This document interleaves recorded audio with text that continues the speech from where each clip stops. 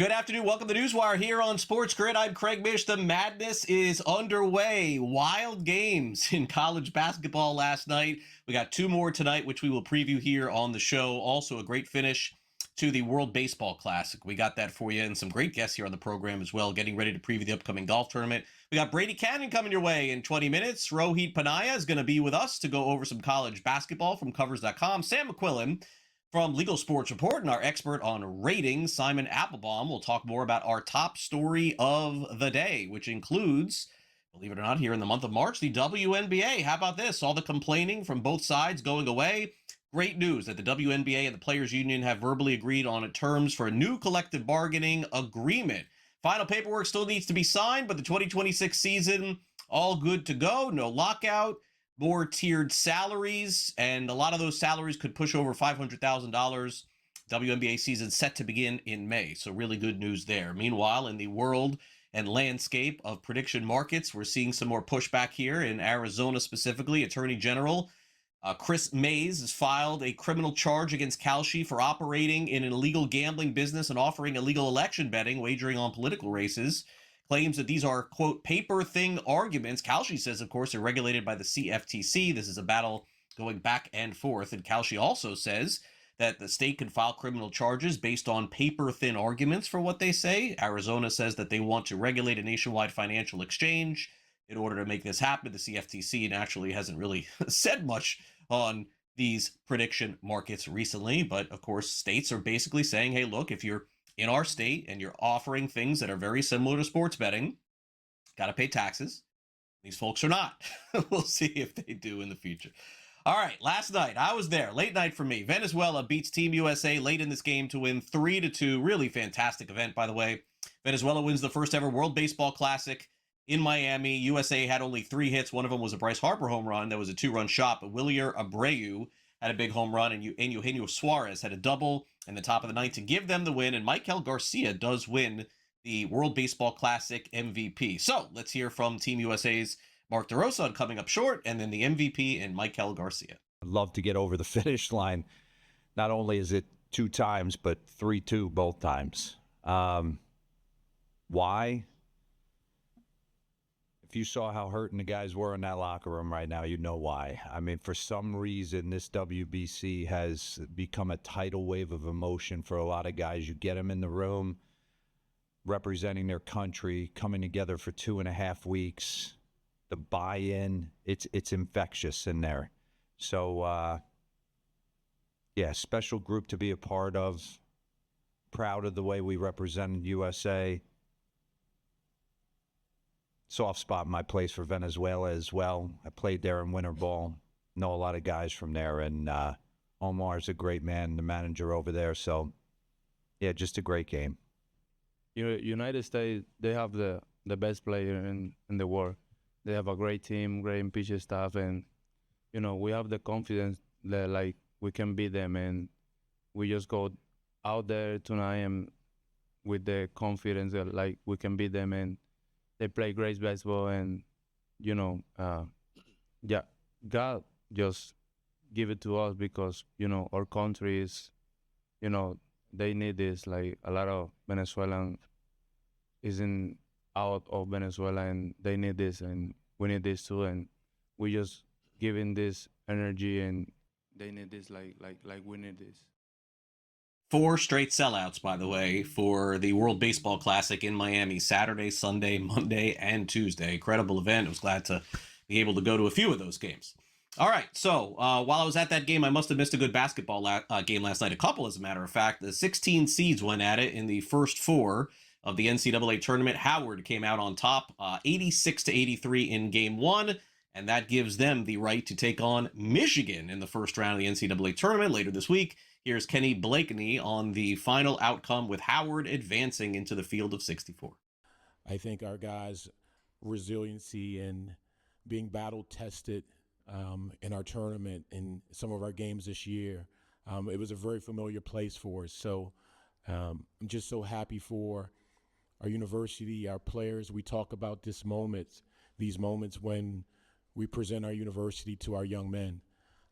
We talk about how important it is for them to have a chance to get to a NCAA tournament and win games. It's a box that we check. We talk about that before the game. You know, we've never won a game. We've done a lot of things in our program, but let's check off the box of winning an NCAA game today. And I'm just so proud of our guys, so proud of our university, so proud of our leadership with Dr. Wayne Fredericks and Mr. Kerry Davis. And I think last night's game before the second game was probably enough for everybody in college basketball, but it wasn't, because we got another good one between Texas and North Carolina State. Remember the name, Tremont Mark. He's the guy who had a fadeaway jumper with a second left to give Texas the win, and they barely covered. Wow, what a tight game. 68-66. Mark also had 17 points in this one. So obviously Sean Miller and Will Wade commenting on the post game how dynamic the end was. This group right here got back to Austin. It was not easy. We practiced a couple days not knowing if we were in the tournament. Took a couple days off. I think talked to these guys among themselves. And we came up here with a clear mind, a good spirit, and I thought in a good place. Not that we played great, but I think a big reason we were able to win is that our group really came up here to win and came up here as one. They were together. You know, disappointing end to a pretty disappointing season for us, the way I look at it. And we hadn't been very good in close games. We hadn't earned the right to win close games, and our season ended very similarly to the reason we're sitting in Dayton. And so, you know, you are who you are in pressure moments, and we tried to mask some stuff, and we couldn't do it. And so that's why we're here, and that's why we're heading home. And the Wolfpack season officially coming to a close. What will happen tonight as the final two games of the first four go off? We'll start with the premier game tonight, which is Miami, Ohio. You know them, undefeated in the regular season. They take on SMU. SMU 3.5-point favorites. The winner will take on Tennessee out west on Friday. And then we've got the two 16 seeds once again squaring off today. That's the early game, 6 p.m. Eastern. Prairie View A&M takes on Lehigh. Lehigh's jumped a little bit in terms of odds. 3.5-point favorites. That game will go off, as I said, in a few hours from now. In the National Basketball Association, we've got a team clinching the playoffs. Not surprising. It's the Oklahoma City Thunder. They've been the best team in the NBA all season. Shai Gilgeous-Alexander had 40 points. They beat the Magic 113-108. SGA still the heavy favorite to win the NBA's MVP. The Pistons beat the Wizards. Why is this important? Because the Pistons need wins, and the Wizards need them a little bit more because they've now lost 13 straight games. We'll see if Cade Cunningham is okay. He had just 6 points. He had some back spasms in this game as well. The Hornets beat the Heat 136-106. LaMelo Ball had 30 points in the game, and Miami was playing this one without Bam Adebayo, so that does sort of make some sense. Also, Anthony Edwards was not playing for Minnesota, but it didn't seem to be a problem against the Suns. Final score in that game was 116-104, and they still win and they still cover. Also, Giannis Antetokounmpo, his season could be coming to a close here. He's been diagnosed with a hyperextended left knee and bone bruise. They're saying it's not season-ending, but the Bucks may not be playing for much here in the end, barring a play-in run. 123-116. The Bucks lose to the Cavs last night. Rohit Panay is up next. We're going to dive into some college hoops. We'll get his opinion on some picks in the college basketball's first four, which continues tonight, including Miami, Ohio, who has gotten so much attention for the regular season that they had. And for those of you getting ready for your brackets of the NCAA tournament, certainly could track all of your picks via the SportsGrid app. Just take out your iPhone or Android and scan that QR code. Takes you to the SportsGrid app, which is completely free. You can also stream our programming 24 hours a day and 7 days a week. All right, so more college hoops coming up next here on NewsWire. So stay on the grid. We'll be right back.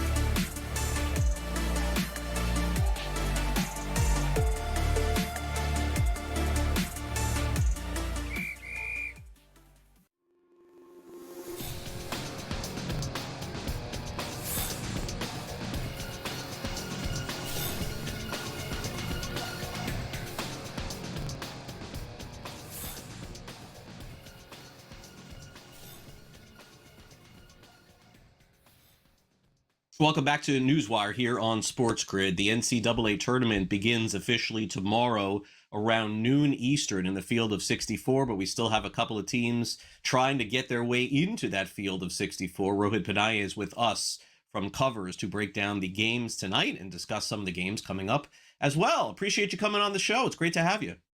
Yeah, thanks for having me on. So let's get started here with the game, I think, that of the four games before we get to the main course on Thursday that everybody's focused in on. Miami, Ohio, having one of the best seasons in the history of college basketball. Their regular season undefeated. They get to the tournament and lose, pretty quickly there. And so they find themselves in the play-in game, taking on SMU. This line opened up much higher than what it is right now. So it does seem like Miami, Ohio getting some backing here. I see SMU -6.5. Total 162.5. The winner takes on Tennessee. Do you have any lean on this game at all? Yeah, my original lean was actually on SMU. I did like the Mustangs. The big reason I think this line has moved isn't even necessarily support for Ohio or Miami. It's because of the status of BJ Edwards. I mean, that's still up in the air. I think originally there was a lot of, a narrative that he was going to return for this game. Now he's questionable. Corey Washington might be questionable as well. Edwards, of course, is the Mustangs' best perimeter defender.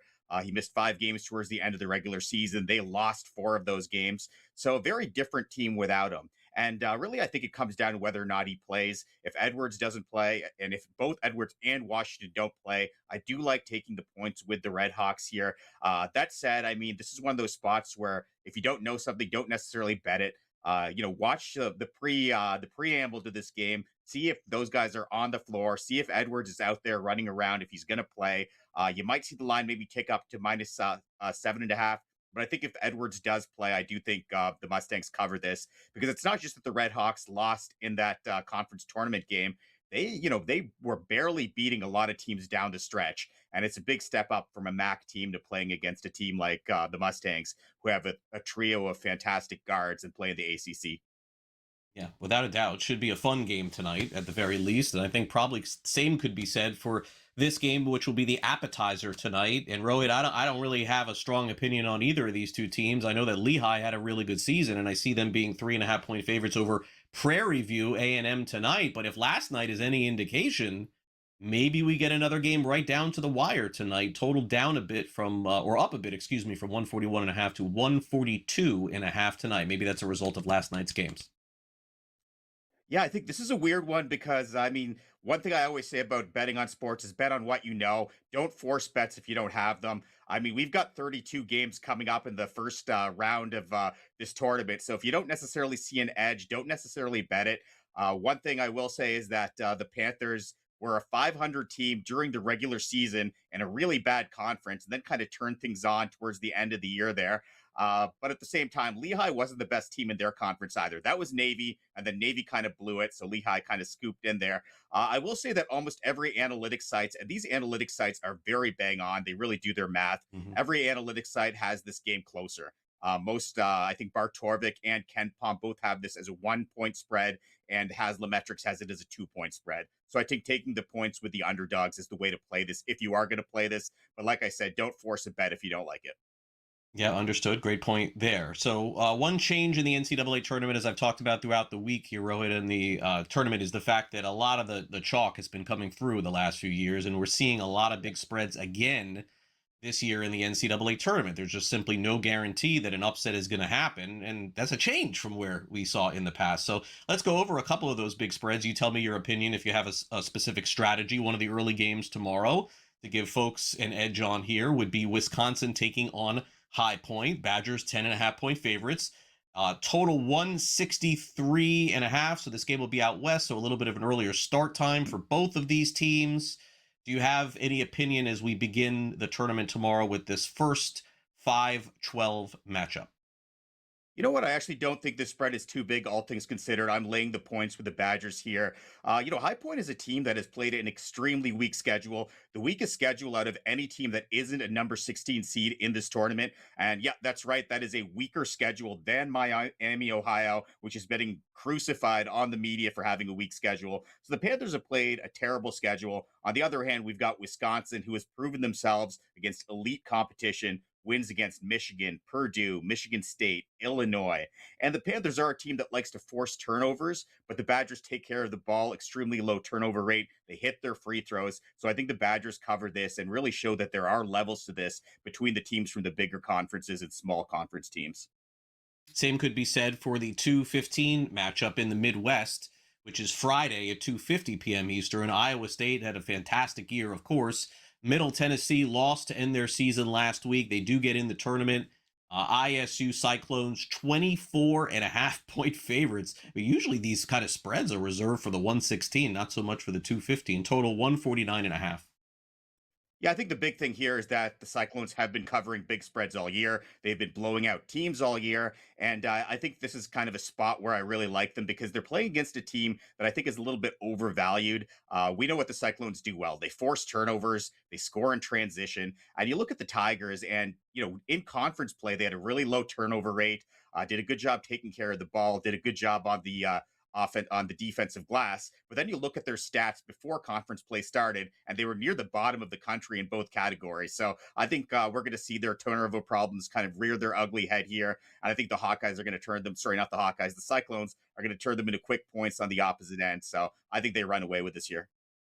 All right, and finally, let's get to the game that has some off-the-field stuff going on, with Alabama's second leading scorer being out for this game against Hofstra. 4:13 matchup. Bama 11.5-point favorites. I don't know a ton about Hofstra basketball, Rohit, but I see this total of 159.5, which is a low total for an Alabama Crimson Tide basketball game. So Hofstra is going to try to hold the ball here. Is that how their approach will be to win? Yeah, I mean, Hofstra is a slower paced team, so I think that's definitely the narrative the books are taking. But at the same time, they're not good enough to slow down Alabama. Alabama is able to up the tempo against anybody in the country. We've seen that for the last 4 years. And, I don't really care if Holloway's going to play or not. I think Alabama crushes their team total here. I mean, we saw them play without LeBaron Phil on near the end of the season, and they still put up more than 90 points. And that's their best player. So I think they go well over their team total, which is right now is 85.5. Got it. Thanks, Rohit. Appreciate it. Enjoy the tournament. Thanks again. Best of luck.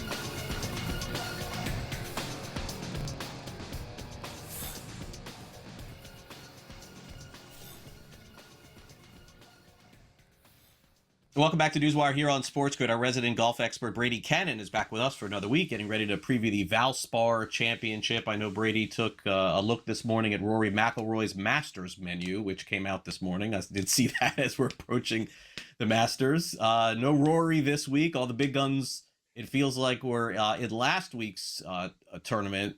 Some are this week. I don't want to say no one, but Rory did not have a great finish. Cam Young did, Brady. I guess we could finish there. The players. Wow. I mean, the longest recorded drive on the 18th hole, 375 yards, and just ripped it right down the middle. I mean, that is one of the hardest golf holes, certainly was playing as the hardest hole for that tournament. One of the harder holes on the entire PGA Tour calendar. You've got the water on the left, and you try and avoid that. So you play it out to the right. And if you play it too far out to the right, you're in the trees and the rough. You're trying to thread the needle there. And you know, he steps up and it's just this monster. And I mean, that was really kind of the signature shot of the tournament, and great for him. Got his first win on tour last year at Wyndham, Sedgefield Country Club, kind of a correlated course to TPC Sawgrass. And then he goes out and wins the Players' Championship. This guy has always been that close and had that much talent, and now really backs it up. Yeah, definitely so. Tough week, as I said, for Rory, who he barely finished in the top 50. And very surprisingly, Scott, I guess you kind of alluded to Scotty Scheffler wouldn't have a great week last week, and that was true. He finished 22nd in the tournament last week. Okay, so now let's move on to this week. We do have some of the bigger names in it. Maybe I was a little too strong on the lesser, because I do see Victor Hovland in this week's tournament. I see Xander oddly choosing to play in this week's tournament as well. Maybe you could shed some light on that. But whenever I see the favorite 10-1, I know we're not getting a couple of the big guys playing this week. Yeah, I mean, outside of Scotty and Rory, there, Colin Morikawa, there are a lot of big names here for sure. I think it's 13 out of the top 20 in the world golf rankings. And I think a lot of it has to do with the fact, Craig, that players really like this course. It's difficult. It really makes you hit golf shots. The average winning score here the last few years is around 11 under par. Here at the Westgate Superbook in Las Vegas, the under-over proposition for winning score equates to 12.5 under par. So you can go under or over that. So, I mean, it's obviously not a birdie fest. You really have to be efficient off the tee. The fairways are very narrow. Some of the holes will dogleg in both directions. It's real, and it doesn't look a whole lot like Florida golf. It's tree lined. It's very wooded. There's elevation change. So it looks like something maybe more out of the mountains in Carolina or something like that. But great golf course, a really good test. And I think that's one of the reasons the players, some of these big boys, show up to kind of see what they have, because a month from now, they better have their game together. Yeah, we're closing in on the Masters here, folks. I mean, that's what's coming up in April. But before we get there, let's find out who Brady likes in this week's tournament. And for the first time in a bit here, I see you going back to an old favorite from the old live golf circuit here. You think Brooks has a run in him this week? Yeah, I haven't obviously landed on Brooks in a minute, and I think he might be ready. He finished 13th. It's funny, like four of my guys that I'm on this week all finished 13th last week at Sawgrass, and I do believe Sawgrass translates over into, this is the resort at Innisbrook, the Copperhead course. I believe there's some correlation there. But Brooks was fourth in the field last week for strokes gained approach, and you've got to be money with the irons here in Palm Harbor at the Innisbrook Resort. So I think he could be on the verge. And we talk about Koepka, all he cares about is the majors. That's not the case right now. He wants to win on the PGA Tour again and kind of officially assert himself back in the mix here in the big boy club on the PGA Tour. So I think he is absolutely focused, and I like him this week. He's a popular pick, and I see why. I got him at 27-1. I went with Fitzpatrick, the hard luck loser to Cam Young last week. He's playing outstanding, extremely accurate off the tee. Hisasuni, Ryu Hisasuni, a lesser known guy, but boy, is he playing well. Finished fourth here at the Valspar last year. Corey Connors, the consummate ball striker, efficient off the tee. Austin Smotherman, who's really been playing well, finished second at the Cognizant a few weeks ago. And then finally, an old Florida Gator. I think he's priced too high. Billy Horschel at 125 to 1. Love those picks. Brady, real quick, 10 seconds to go. Any concern with Colin Morikawa moving forward? I know he's hurt. He has a back issue. He'll be okay for the Masters. Okay, very good from Brady. We'll be right back.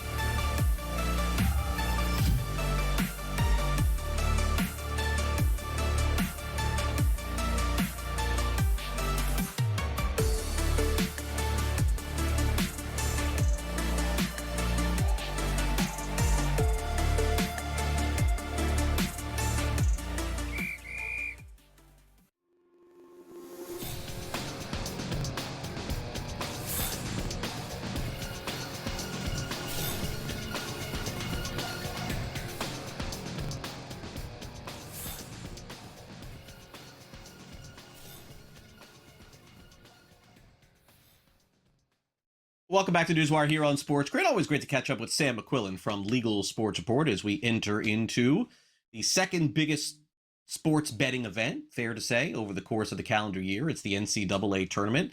Sam joins us now. But Sam, with the legalized sports betting slowing down across the country and prediction markets taking their hold in this, I wonder, in terms of the projections, just how much more money will be bet on March Madness this year, considering we may have Wisconsin, which is a story I think for a little bit later for us to discuss. It's kind of been slow, though, with the legalization of sports betting over the last year or two. Yeah, Craig, the American Gaming Association, which tracks this stuff, is projecting about $3.3 billion in handle on this year's tournament, which is a lot of money. It would be the most money ever on March Madness, which, as you mentioned, is the second biggest betting event behind the Super Bowl. It's actually the largest, multi-game, multi-day event because there's, tons of games played. But that's only up about 6% from last year, which obviously that's an increase. But when you look at the past couple of years, over the past 3 years, it's been up about like 50% almost every year, give or take. So we are really starting to see that slowdown, and we're anticipating it with March Madness this year. Obviously, you don't have as many states going online. Gone are the days when you're adding 10 states every year, so the numbers would inflate that way. And you mentioned prediction markets taking money as well. One firm, HG Gambling Capital, estimates that they'll add about another $500 million in bets on prediction markets. But of course, prediction markets report volume, which is different than handle. So it's hard to equate that into exactly how much more money would be moving over to prediction markets or not. DraftKings and FanDuel have certainly talked a lot about how prediction markets are, they're saying are not taking away their business, and they've blamed the handle slowdown largely on, just winning so much in the NFL and not giving customers promos back enough. So it'll be really interesting to see, whether or not we actually do have a huge spike in betting this year, or, how the prediction markets really play into this whole case. It'll be a really interesting tournament. Obviously, last year, I think, was like one of the most chalky tournaments ever. Mm-hmm. Books got absolutely hammered. All 4 number 1 seeds made the Final Four for like only the second time ever. So books only held about 6% on the tournament last year, which when you talk about hold rates, usually they want to hold about 8 to 12% on the tournament historically. In the NFL this past year, they held, about 15% in some cases. So they're expecting another chalky tournament this year, which, could mean a lot more favorites advancing, a lot more of those money line parlays that people like to bet on March Madness, where you get better odds on a lot of favorites advancing. So books will be rooting for the Cinderellas as they always do. But I think it's really interesting that, the couple of traders I talked to said that we're expecting another chalky tournament. You certainly have, a team like Arizona is now the favorite at some sports books. Duke is, opened as a favorite as well. They're really dominant. Michigan, Florida. So it's another kind of theme of a lot of really top-heavy tournament teams, a lot of dominant teams that are expected to make a big run. And if you look at the first-round matchups, even, I think this is the first year that you have all number 5 seeds are favored by at least 8 points or more. So it kind of just goes to show you how, things might be changing in college basketball. I think is last tournaments, was that a one-off or in this new NIL era where you have really just the top teams are filled with the best players? Is this just kind of the new normal where there's no Cinderellas? So it'll be really interesting to see how that unfolds the rest of the year. Purdue and UConn getting some love at 25 to 1. They're the biggest liabilities at a couple sports books, but so far all the betting has really been concentrated again on those top 4 favorites. Yeah, and I think, look, in the end, it's great to have some of those mega college basketball teams in it at the end. But man, the tournament without upsets is just no fun. That's always been my take on that. Okay, so could we get some fun here in Wisconsin? Is it possible sports betting could be headed the Badger State's way here? It looks like there's some potential for this, Sam. It's headed to the governor, but one of the, I guess, dynamics involved is very similar to my home state here of Florida. It seems like the tribal entities would be involved in some way as well. Is that accurate? Yeah, you got that exactly right, Craig. It's not just as easy as passing a sports betting bill, which is now going to the governor in Wisconsin, who, by the way, has signaled his support for it. It's even despite all that, it's not so easy to get this off the ground. Because it follows that tribal model that you alluded to, that Florida follows as well. Wisconsin has 11 tribes under this model that would be allowed to offer or control online sports betting. So tribal exclusive versus a commercial model that pretty much every other or most of the other states have had. The servers would have to exist on tribal land, and then tribes would have to partner then with DraftKings, FanDuel. But it's already really the way that gaming works in Wisconsin. Tribes gave about $66 million in revenue to the state last year. So this law, or if this bill, if it becomes law, would kind of just be an extension of this existing model, which is part of the reason it didn't pass cleanly. It needed bipartisan support, which is unusual. It actually split the Republican Party internally in the state when voting for it, with some lawmakers calling it a very corrupt process. And another actually came out and warned leadership not to bring it to a vote. So very interesting with the political dynamics as well in the state. And then once you have it getting passed by the governor, eventually then the tribes have to renegotiate their contract with the state, because tribes operate very differently than a commercial entity, and because tribes are they have sovereignty but they're federally overseen. Once they renegotiate that compact, then the federal agency that oversees tribes would have to approve it. So it might take a long time to get off the ground, certainly not by the end of this tournament, maybe not by the end of next tournament, but hopefully sooner rather than later. But I would say it is a good sign that obviously Wisconsin has finally passed something, but as with always in this kind of bureaucratic process, there's always more steps, and it always takes a lot longer than you think it might. Yeah, definitely so. All right, so if Wisconsin gets things going and they do it this way, maybe there's a chance that Minnesota will try and pull it off in the same way. I know that they would like to push 2026 into a year that they could legalize sports betting. And look, maybe if it's done with the tribal help, that could be the way to get this done, Sam. But seems like they're a little bit further away than Wisconsin is right now. Yeah, Minnesota is still trying to legalize sports betting. There's a bill right now which does the same as every other bill for the last couple of years has done, which is allow the tribes to control the licenses and obviously allow them to partner with commercial sports books as well. So similar to Wisconsin, with most of the money going towards charitable gaming and problem gaming, but the reason it keeps falling short is because of a split between Democrats and Republicans again, but this time it's about the Republicans want the racetracks in the state to be involved or have wanted for years, and the Democrats have been very, staunch in saying we want tribal exclusivity. So that's really been the thing that's messed up this process. It hasn't been lawmakers being concerned about problem gambling, hasn't been a fight over tax revenue, which we've seen in other states.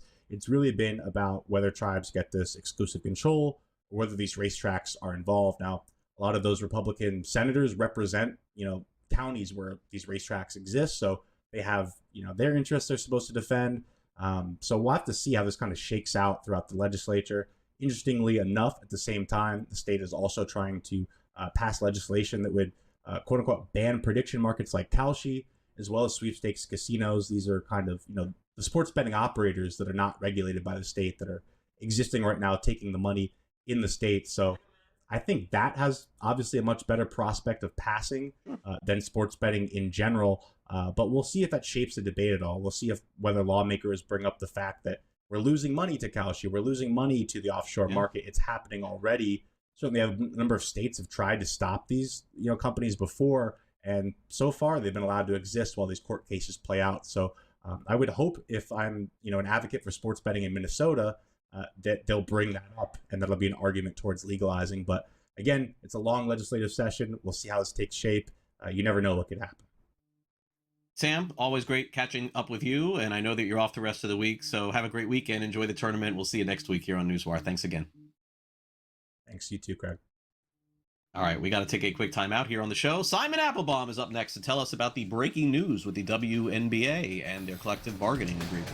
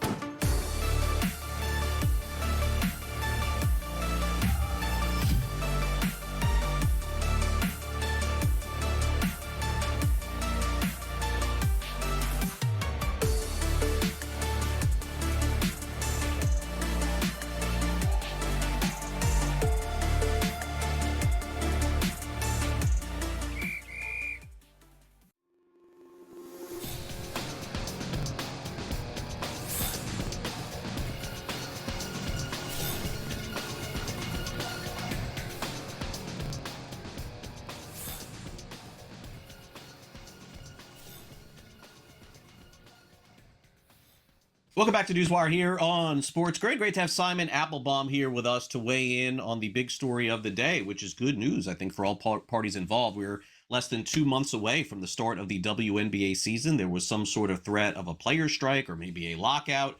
All of that is put to rest. Let's bring in Simon Applebaum. The podcast tomorrow will be televised. Simon, we got that good news this morning. It seems like they came to an agreement overnight and more money for the players in the WNBA. Of course, that's important. I think there were a lot of folks that felt that they were very underpaid.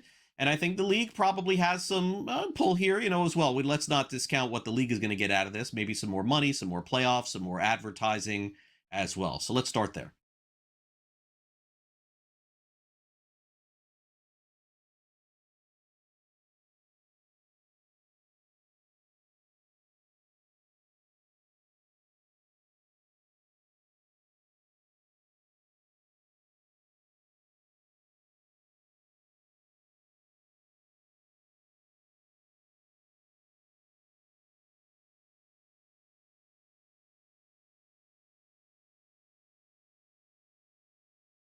Running on time. So it's looking very, very good. And that, as I said, really good for all the TV people who were involved too. So the ESPN agreement is going to start on time. The Ion Friday night doubleheaders will start on time. And as I said, USA Network, the new player for WNBA television, both regular season and the finals, owned by Versant now NBC Universal, will be really good. Some other women's sports notes. Tonight, of course, starts ESPN's coverage of the NCAA Women's Basketball Tournament. Ryan Rucco and Rebecca Lobo are going to be the lead play-by-play and commentary people. Courtney Lyle, the play-by-play person whose stock has been rising at ESPN, she'll be on the second team of play-by-play and commentary. Beth Mowins will be third. Jen Hildreth does women's soccer games will be on. And next Saturday, the Professional Women's Hockey League is going to get its biggest national showcase yet. Ion Television is going to carry a game in the afternoon, sponsored by Alley, both on the field and on television, with the New York Sirens facing the team from Montreal. This is a huge deal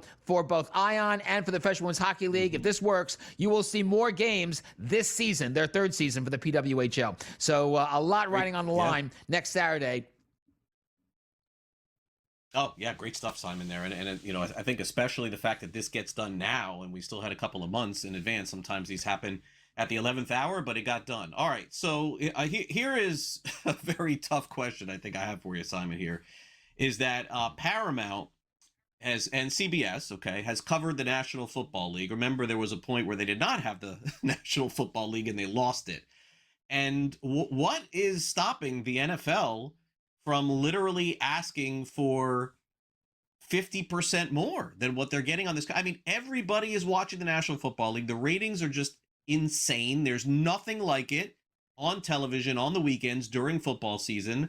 I would have to think some of these companies, they got to pay it, but unwillingly and begrudgingly, they have to be in some fear at this point how much this is going to cost for them. But Simon, they got to pay it, right? Like, there's just no other alternative.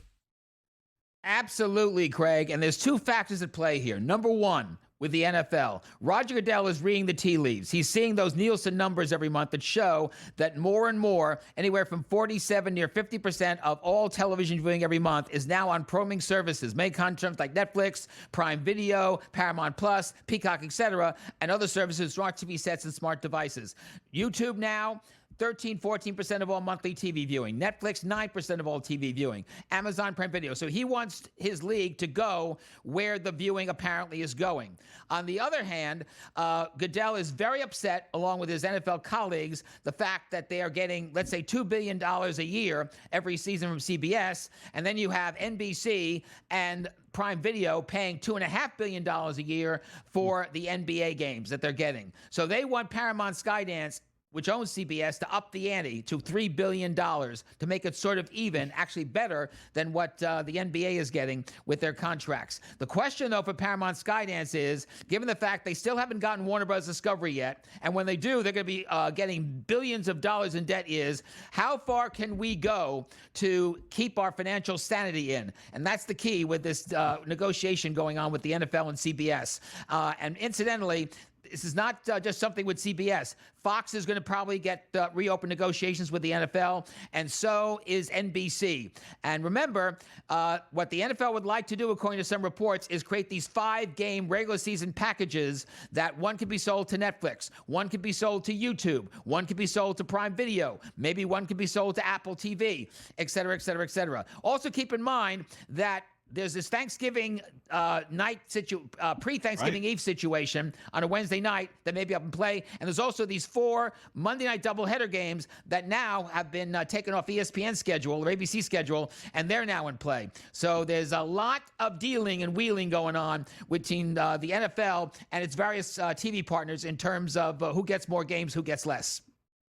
Yeah, I mean, the key number there that Simon brought up, $3 billion for a television contract for sports. $3 billion. Wow.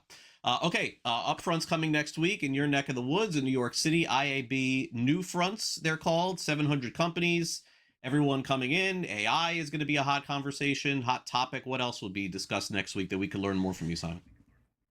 More sports programming. In fact, you're going to see some interesting sports celebrities. Shaquille O'Neal is going to be part of Walmart and Vizio's presentation, which is supposed to be a big one. Also, Cam Newton is going to be on next Wednesday. As well. And Cal Ripken Jr. is going to be part of LG's event. So a lot of sports celebrities. I think the big things are AI in terms of using your voice and voice remote to do all sorts of things. Maybe an announcement about maybe somebody pulling the trigger on sports betting. And on Thursday, Genius Sports, which is bringing a lot in terms of both sports TV and women's sports. We expect some news from them in terms of perhaps programming announcements and also maybe some new things they are doing to perhaps force sports betting to come on the TV set. So a lot's going to be happening next Monday through Thursday. We'll be covering it on Tomorrow Be Televised, including a special early evening edition Monday at 7 p.m. Eastern, 4 p.m. Pacific, and next Friday as well. Simon, let's wrap it up. Really good job by NBC covering the Paralympics. And by the way, I would add really good scheduling as well. Perfect time, I think, to put this on television and streaming. Absolutely. Great job by Molly Solomon and her crew. Great reporting, great camera work. And if you didn't know about sled hockey, you do now after the USA got its 3rd major hockey competition in Olympics and Paralympics. Also, great job with the curling. Thanks again, Simon. Have a great week. We'll see you next week. You too. Take care and enjoy the NCAA March Madness all over the place.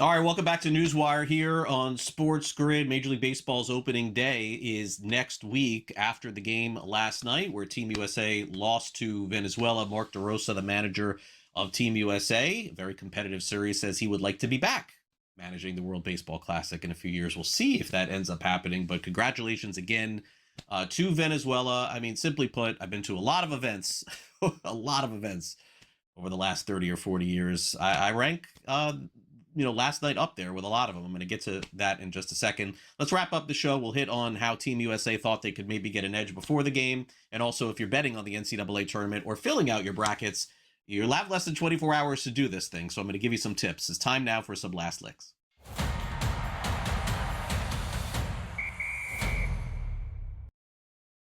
For those of you unfamiliar with Ken Palm rankings, it's funny, we just say Ken Palm here around the show. It's like there's a lot of you watching that have no idea what I'm talking about. Ken Palm is basically a online system that ranks based on a lot of different factors on the court, off the court, in the NCAA. You can Google it, find out. You can also subscribe to their service and website. So I don't want to just throw Ken Palm at you without telling you what it is. So there you go. But if you do pay attention to those rankings, which seemingly have a lot to do with how teams are ranked going into the NCAA tournament, no team since 1997 has won the national championship without being top 40 in offense and top 25 in defense on those Ken Palm rankings. So this season, going into the tournament, that means that you have to bet one of these 11 teams. Wouldn't it be funny if I didn't tell you and just ended the show, right? That'd be great. Here are the 11 teams. Guess what? All four number one seeds: Duke, Michigan, Arizona, and Florida. How about the 2 seeds? Yep, here they are: Houston, Iowa State. Also UConn, Michigan State, Gonzaga, I believe they're a 3 seed, Virginia, and Tennessee. So those are the 11 teams. If you're betting anybody else to win the national championship, you lose. Nah, I'm just kidding. I don't know. You may win. You never know.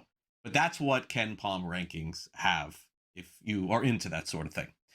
All right, well, I guess this really didn't amount to much, but it was a really cool intro before the intro on the field yesterday, which was spectacular. But Team USA, their World Baseball Classic team yesterday, showed up wearing USA's Olympic hockey game-worn jerseys. How about that? Ahead of the World Baseball Championship Finals against Venezuela, Pete Crow Armstrong reached out to Jack Hughes, one of the heroes of the Olympics, to make it happen. And then Fanatics ended up delivering the sweaters.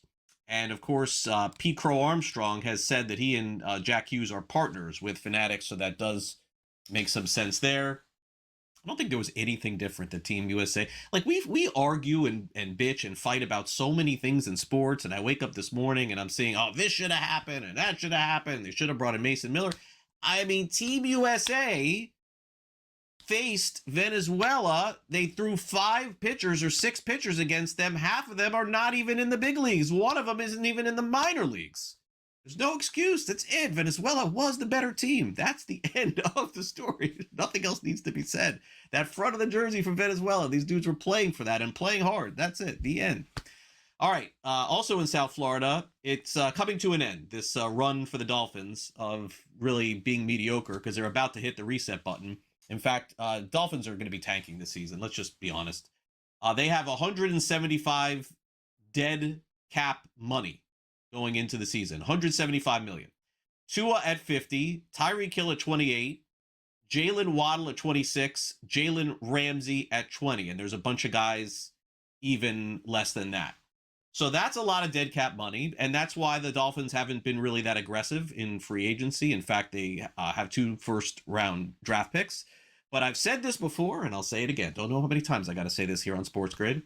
I'm not a believer in the NFL's dead cap money, because every single season, teams have dead cap money, and then the salary cap goes up by 70, and then they have no dead cap money going into the next year. So yeah, so big deal. So the Dolphins can't do anything this year. They'll reset next year, and they'll be just fine. I'm not buying that excuse that teams can't spend when it is the number one sport here in the United States and the salary cap rises by $50 million every single season. I mean, please, I'm over it.